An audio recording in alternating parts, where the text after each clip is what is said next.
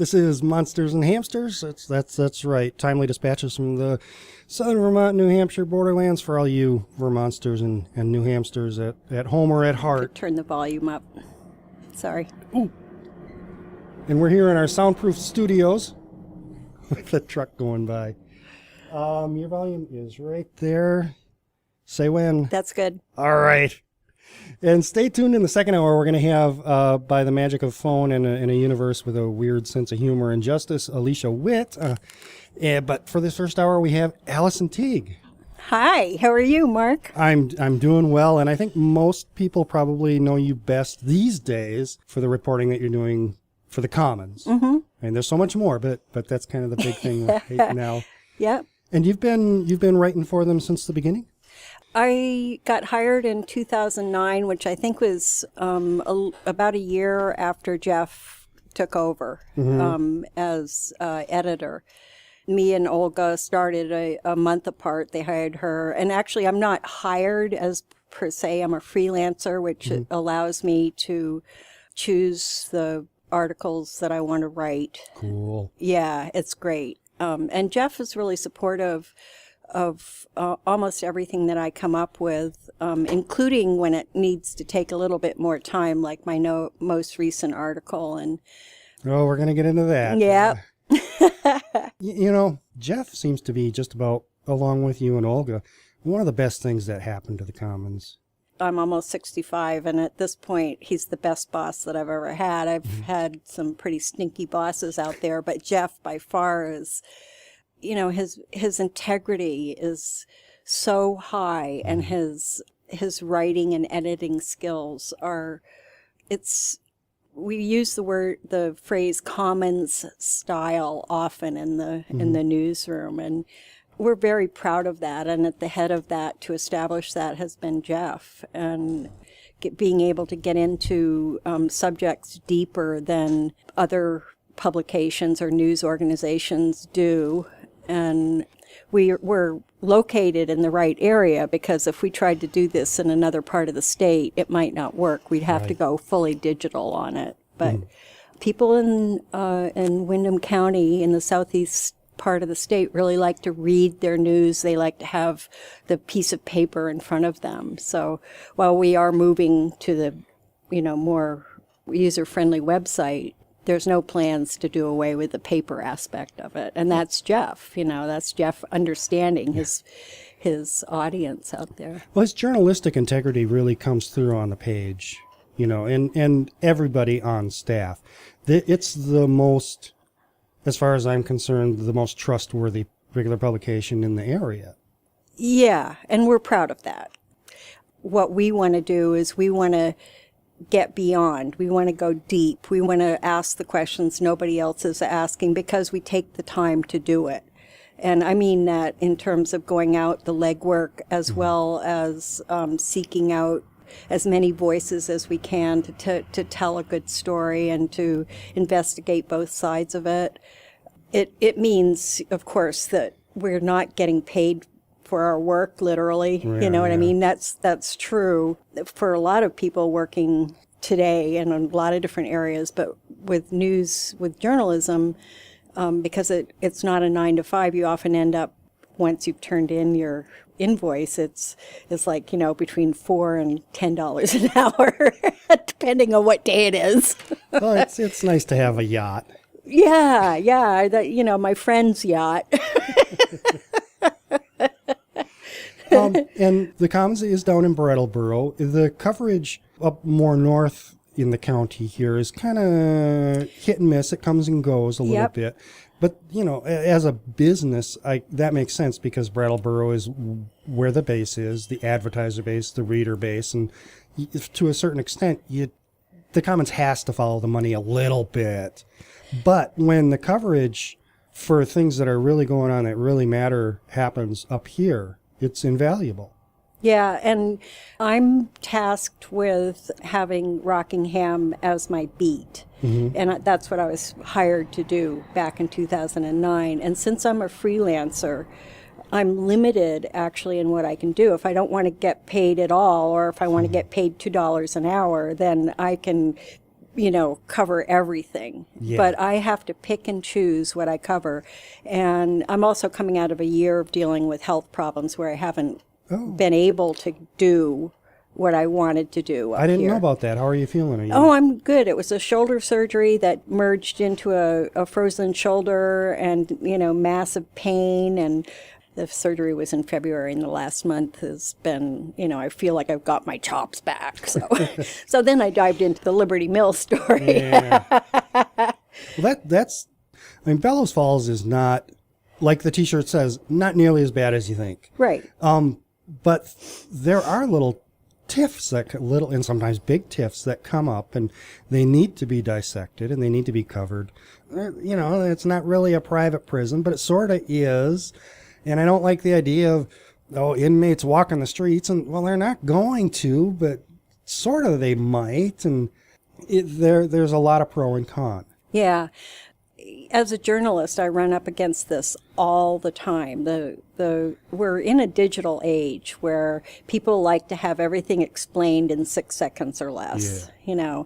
Most people are between being involved in their lives or just being lazy. I see people all the time just going for the easy answer instead of taking the time to look into something. And that's human nature. That's we happen to live in a little microcosm here of the whole world, and sometimes social media gives a megaphone to voices that you might not otherwise hear without it. Those conversations might go on, but you wouldn't be witness to them. Yeah. And so in a way, that's good, because it was huge for me to be able to go through the comments on Facebook and see what people were thinking. What were some of the issues that people had? What was some of the misinformation that people were passing on? And so when I wrote the article, that was very much in mind.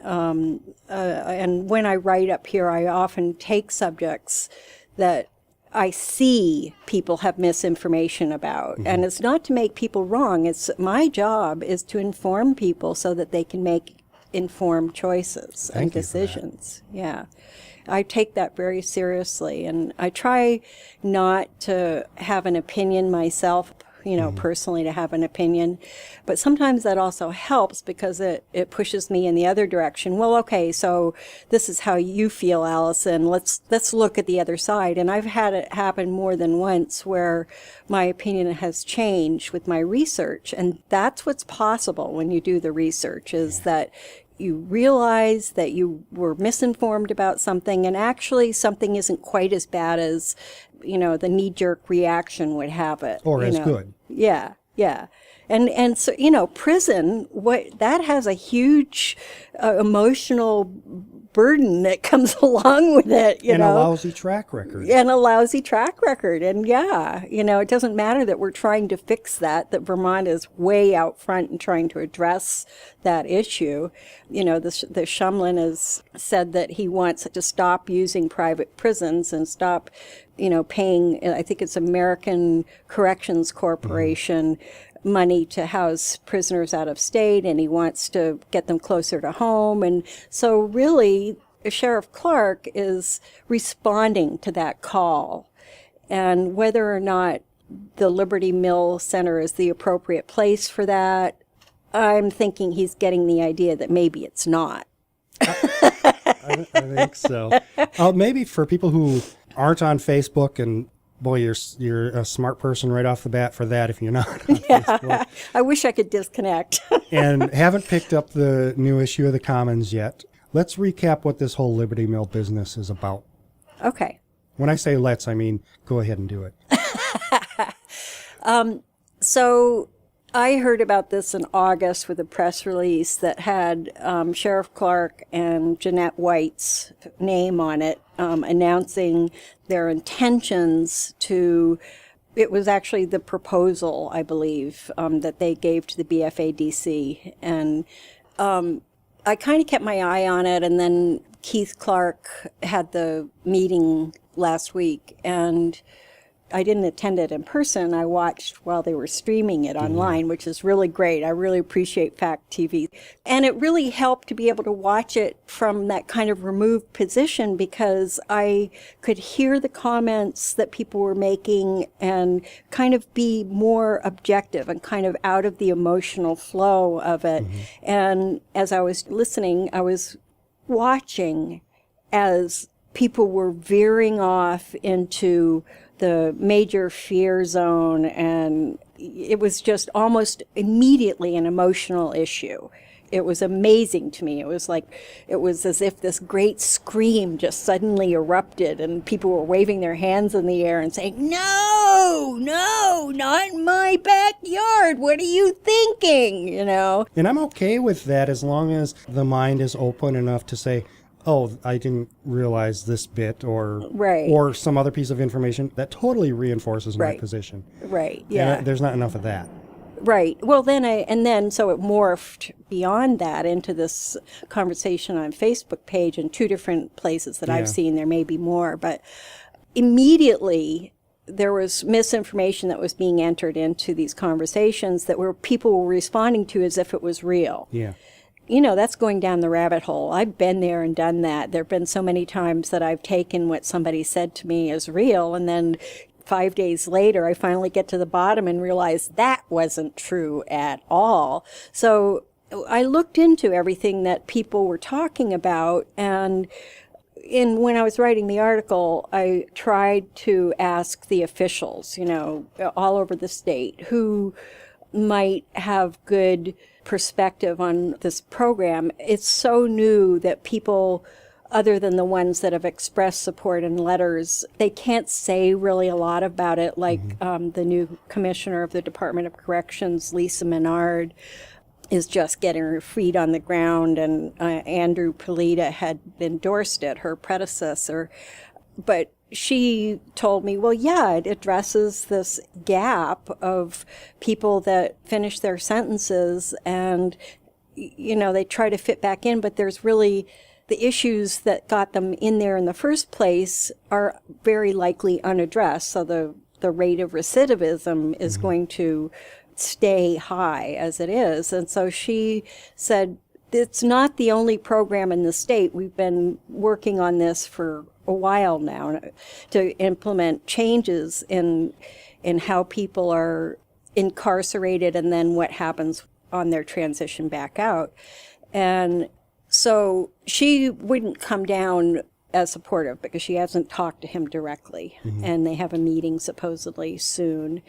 But she thought it was a great idea.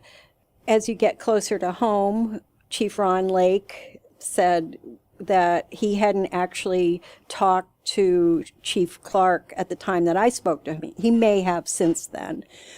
But it would seem to me that Ron would be one of the first people that Chief Clark would want to get on board with this. I would have thought a lot of people would have been a lot more informed about every aspect of this before it was proposed.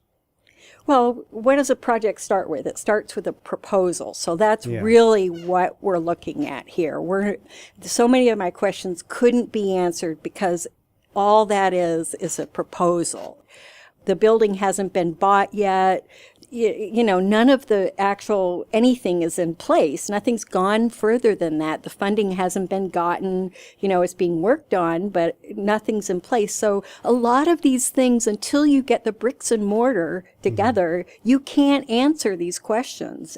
It's like you can't put the cart before the horse, which is one of the issues with dealing with an emotional response at this stage of the game, because really there are certain questions that are not going to be answered right now. So there hasn't necessarily been a whole 2, 3, 4 years of creepy backdoor negotiations and stuff going on. I don't think creepy backdoor negotiations, no, but I think just from my perspective in talking with Chief Clark, I think this area has been of interest to him. It's kind of like me finding a story that I want to write. I poke at it for a while until I figure out how it's going to come together. So I'm pretty sure Chief Clark has been interested in this for a while. When it came to his understanding that we can actually change the recidivism rate, that we can change people's lives and be effective within the prison system, within the justice system. Something like this doesn't come out half-baked. He's thought about it. The level of detail that he was able to give to the residents here was actually pretty good for where he's at in this. Well, he strikes me as definitely very smart and very immersed in all of this. I like everything he's saying about what the program is. And I'm not a NIMBY guy. I'm really not one of those guys, but I'm not convinced that it's the best location for this thing, which is what, like 140 beds, 120 semi-secure for transitional housing of people who have been charged or are coming out of the system. It's not for long term. It's not Springfield. It's not a jail like that. And I like the program. I don't know, maybe Santa's Land, which would be just as ironic and a lot funnier. Yeah, and in fact, the residents probably would have a better time there and be, they might feel a little more human if they went to Santa's Land too. Use that era. I could see that. He wants to think outside of the box. Well, that's a great way to think outside of the box. Let's go to Santa Land. And it's not that far from I-91 corridor, which is, I think, his main reason for wanting to locate here. I don't think it's an unrealistic option at all. I do think that if you're going to have a facility like that, there's probably standards that have to be in place that Santa Land might not, as it stands, it might not. Well, building from scratch isn't necessarily worse than rehabbing that building. Oh, yeah. Yeah. Yeah. And there's a shell there that may or may not be in structurally good shape. I guess they probably don't know that yet either. Are you talking about the Liberty Mill? Liberty Mill, yeah.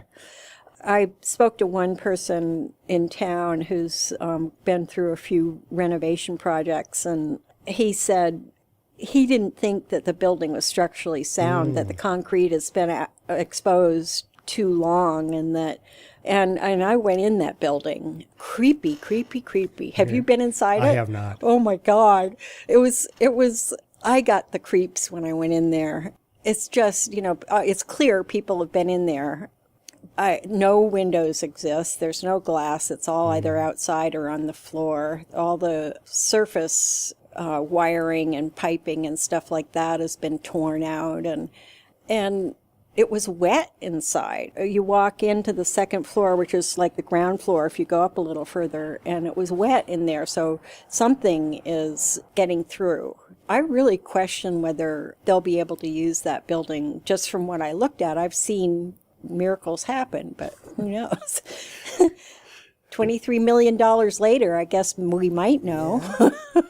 We're talking to Allison Teague here on Black Sheep Radio. She's a reporter with the Commons and much more. We're talking about the proposed Liberty Mill project at the moment. We'll get through that. Is there anything else that, read the article. It's in the current issue of the Commons. It's a long article. Get your cup of coffee or tea and a little brownie and dig in, because I think it's well worth reading just to be informed about going forward. There's going to be more questions that come up, of course, which I'm going to try to stay on top of. And if nothing else, it'll help you decide how you feel. You know what? Let's take a little music break and regroup and come back. Somebody died the other day. John Trudell. Just a couple of days ago. He was almost 70, almost made it to 70. Yep. I'm going to play a song by him, and we'll be back.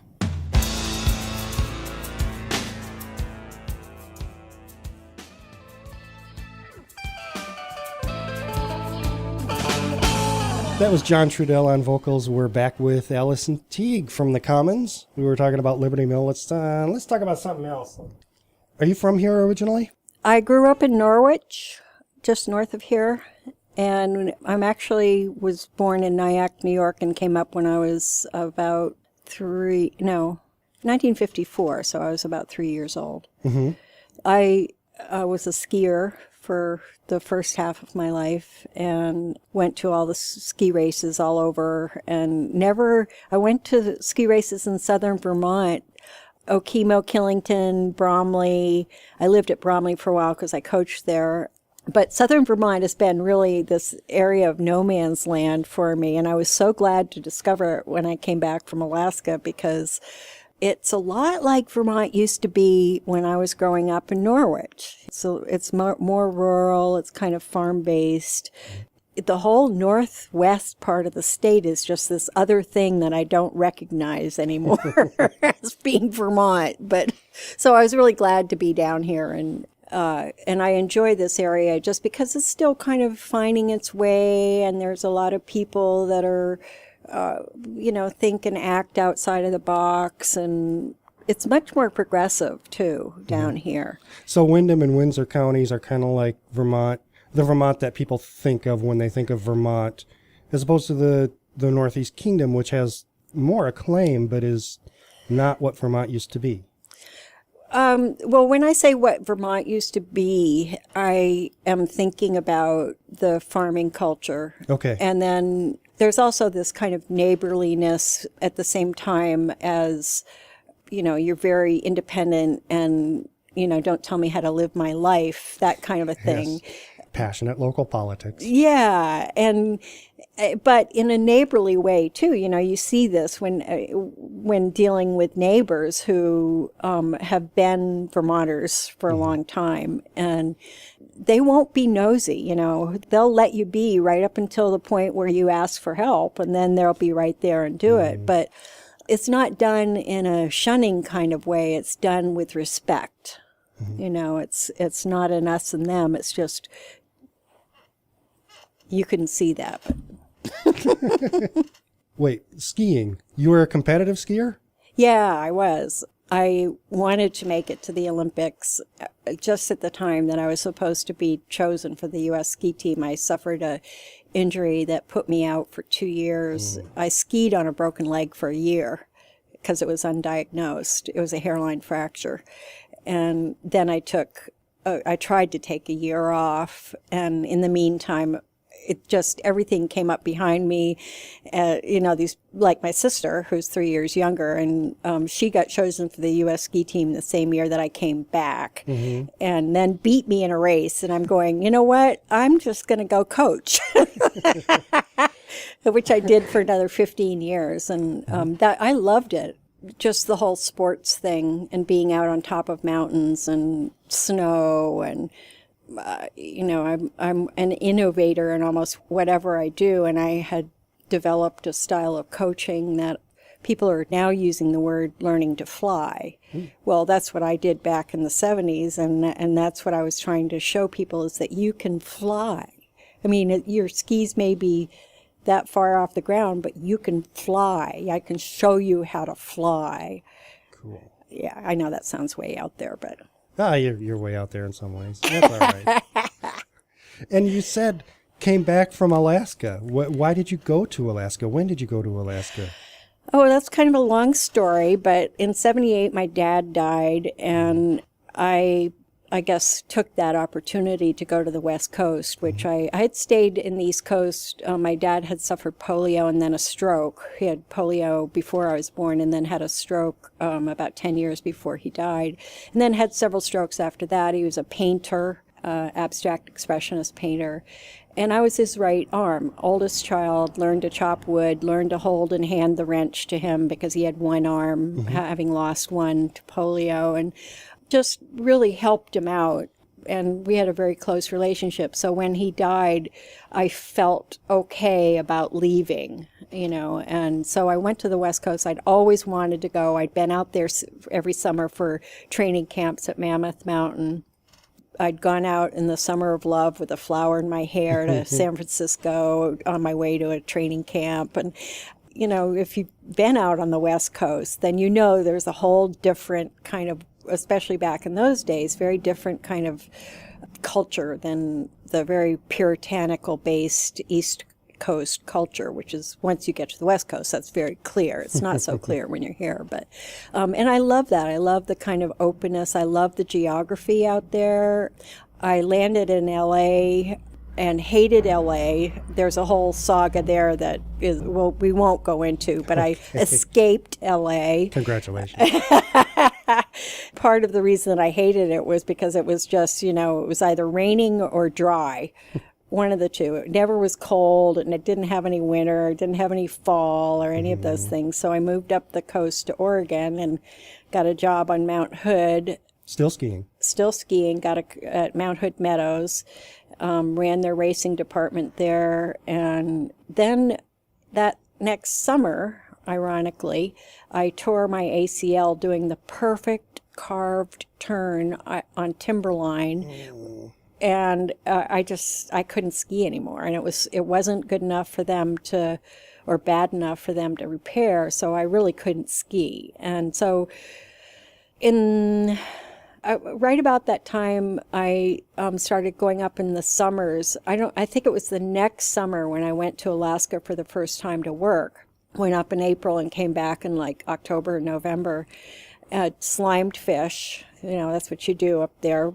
Slimed, which means that you get these big halibut, and usually they're so big. Well, in those days, they were so big that one person couldn't handle them. So you'd get somebody else to put it up on the fillet bench, and that's what you do, fillet fish all day long. And believe me, there's something called slurry that collects while you're doing this, and it's the stinkiest, most god-awful stuff. That's slime. It's fish slime. Slime. And there's no running water up there except at the laundromat, which has showers. So people just stunk to high heaven because, if you're just going to do that all the day and then go back and do it the next day, why take a shower in between? I mean, it was just a culture, and it was in Homer, Alaska, which has this beautiful spit, is what they call, which is an arm of sand that the tides have created that goes 5 miles out into this pristine bay.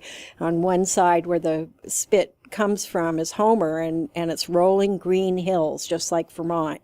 And across this beautiful, pristine bay are 7 glaciers and snow-capped mountains. So it was just incredibly beautiful. And the first year I was there, I was a spit rat, which meant that I camped and lived out on the beach as I, and went to work. And of course, the work isn't 9 to 5 when you're sliming fish. It's when the fish come in. When the boats come in and they've got the fish, then you go down and work. It could be any time of the day or night, and you do it until it's done, and then you stop. That's different life than skiing. Oh, yeah. I've always been attracted to salt of the earth kind of lifestyles. In Oregon, at the time, I had a boyfriend who was a lumberjack. The forestry laws were just changing in Oregon at the time towards something that's more sustainable. Yeah. So I was kind of witness to that. But so there's this Oregon-Alaska connection. A lot of the people that do lumbering would go up and do fishing. So it was the same kind of people that worked with the earth and the land or the water. And they all happen to be very honest people, which is what I really like. I don't like dissembling. I don't like, snootiness. I don't like any of that stuff. And people that work with the land tend to be very honest people because they can't afford to be anything else. They don't learn anything. You can't lie to yourself about growing vegetables in bad soil. You can't lie to yourself that the fish are not out there and magically bring back fish. It just requires honesty.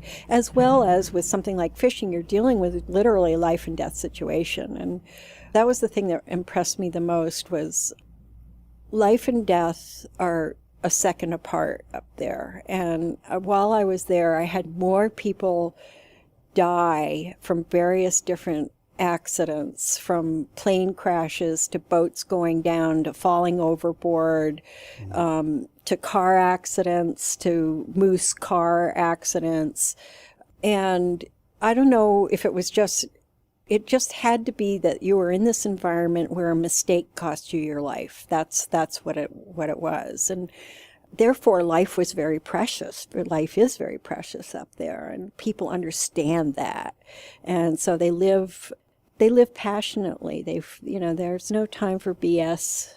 Up until the aughts or the 2000s, there was no television or anything in this place where I was, basically until they got satellite TV, and then of course that got beamed in there. But so the kids were outdoors doing stuff. They grow up learning to fish or hunt or whatever.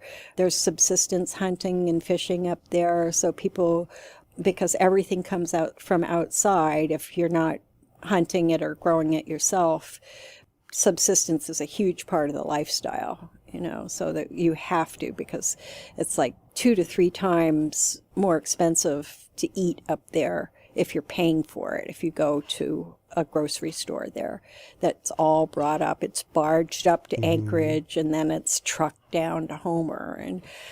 And so it just, it was just more honest.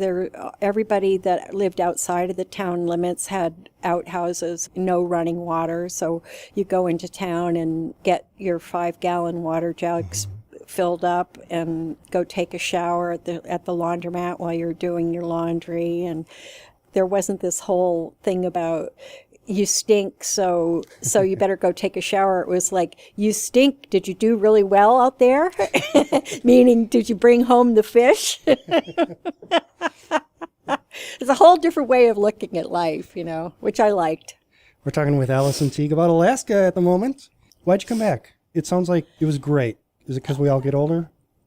Part of it was the second time I came back. Yes, that definitely was, because when I came back in 2000, I came back because of a family medical emergency, and then just kind of got into a thing where I couldn't get back again. And so it took me 7 years to get back. And then when I got back there, I was like, I was 56 years old, and I broke my arm the spring of the year.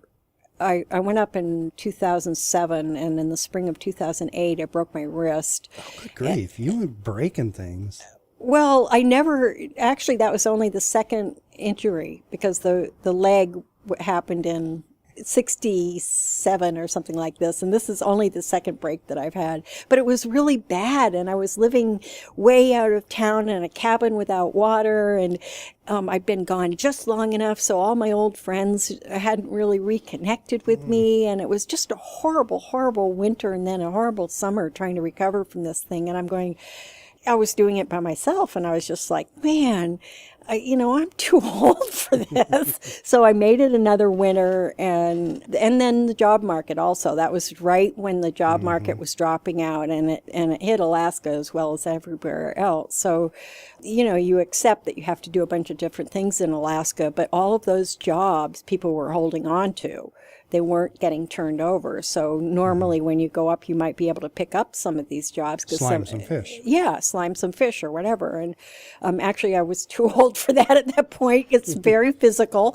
But it was just like, man, this is just too hard. This is a young person's state. Unless you have been there the whole time and you've established yourself, and you didn't do what I did, is leave. You've got to be there to keep that kind of momentum going. So I did come back again, and at that point I was done with Alaska and wanted to come back to Vermont. I missed the typical things, the peepers in the spring, and the summers where you can be outside all summer long without being eaten by gigantic mosquitoes and swimming.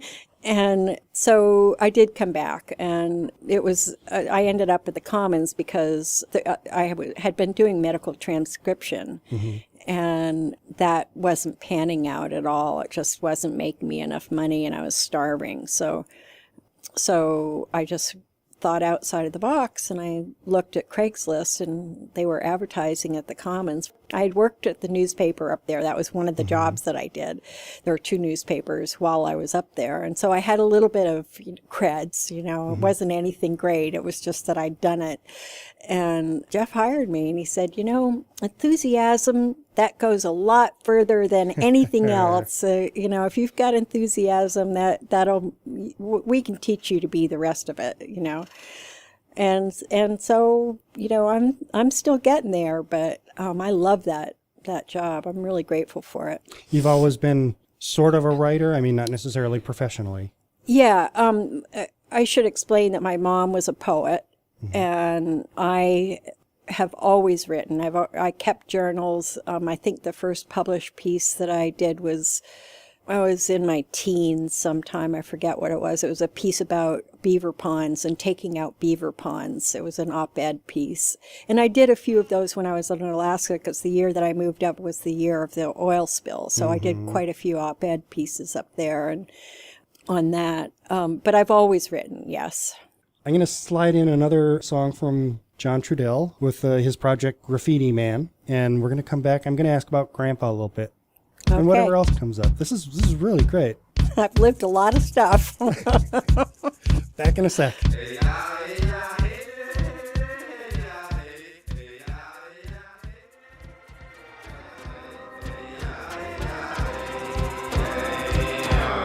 Graffiti Man with John Trudell on vocals. He passed away, sadly, the other day. And we're rejoining our fascinating conversation with Allison Teague, perhaps best known these days as being a reporter for the Commons, was a professional skier, lived in Alaska, slimed fish, and grandpa. You have an interesting grandpa. I do, and I didn't know I had an interesting grandpa until I got a phone call out of the blue, and I think it was like 2004 or something like that, from a camera collector in the Southwest somewhere. He was calling me to ask me about my grandfather, and I'm really not sure how he found me. But of course, I knew almost nothing about my grandfather at that point. I really was unaware that he had designed for Eastman Kodak and had these incredible cameras that he had designed and Kodak had made for women. And they're these beautiful enameled Art Deco folding cameras that had a case with them so women could stick them into their purses. And I mean, these beautiful things. That was just this kind of introduction because of this guy to these cameras that my grandfather did. And I'm going, oh my God, these are incredibly beautiful. We should mention that your grandpa passed when you were just a kid. You didn't get to know him. Yeah, right, exactly. So he was grandpa to me. He died in 1961, so I was about 10 years old. And we visited him. He lived in New York City, where my father was from. They grew up in Forest Hills. And so once my father had polio, we moved to Vermont in 1954. And a lot of that was because if he fell down, he couldn't get up. So if you do that in New York City, everybody's just going to keep walking by you, you know. I mean, yeah. So we would go down to New York yearly at the least and visit him and my grandmother. But he was, he was kind of remote. He was very nice. He was very knowledgeable. I don't think he had a lot of time for kids, which kind of makes sense. He's the head of this precedent-setting company because he was the first industrial designer, along with Bel Geddes and Loewy and a couple of other people, and he was the first person to put that on his door, and I think he did that in 1929, industrial designer, and was the first president of the Industrial Designers Association.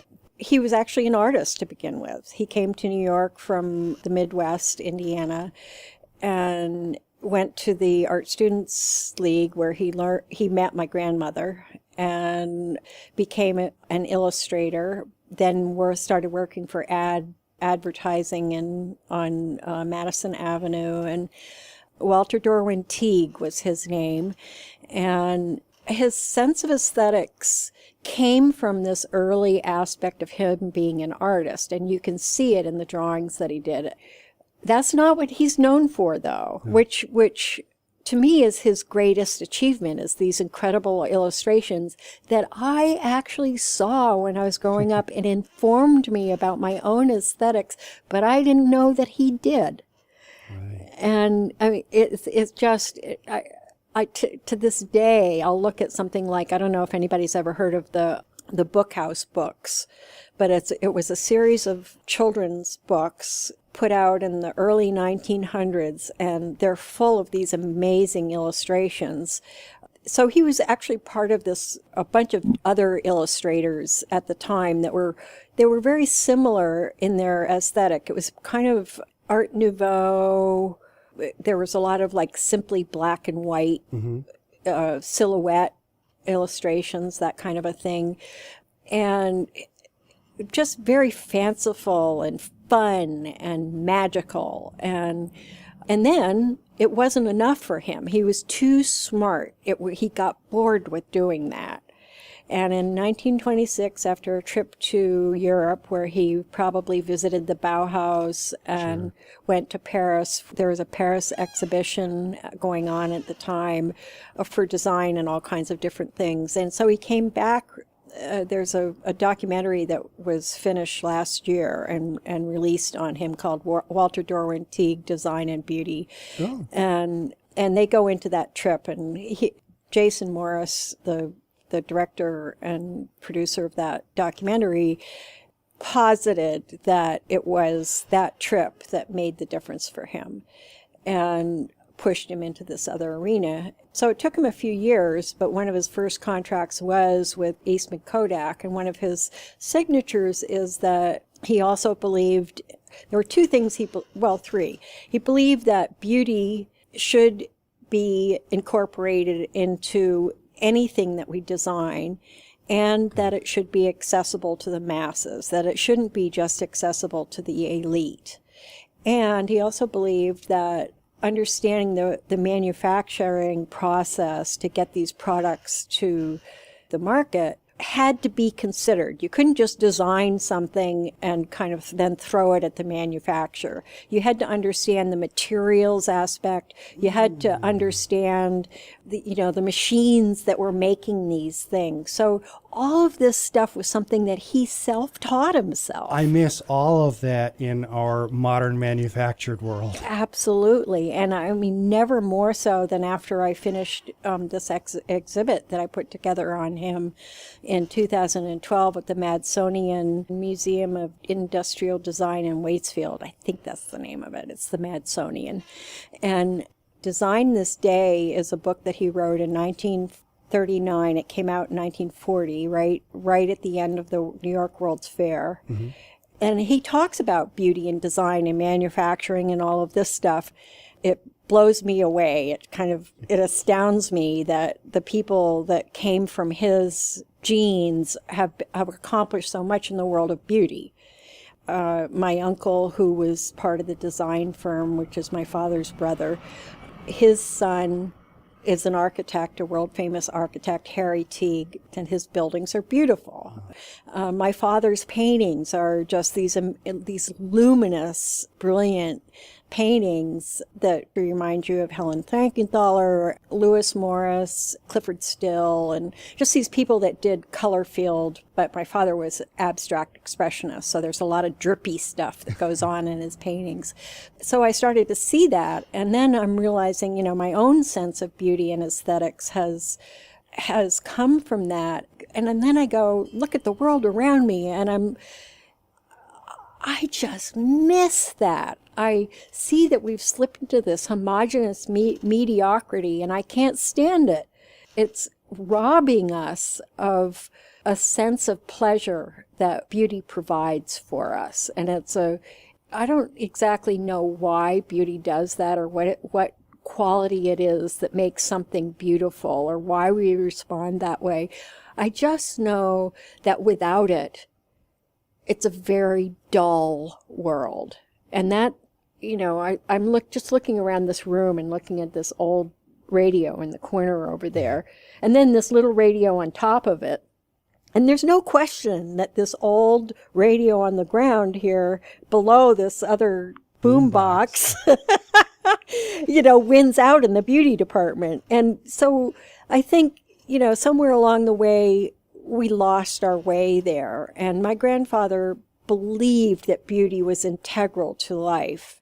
He believed, too, that we were robbing ourselves if we didn't make it a priority when we made things.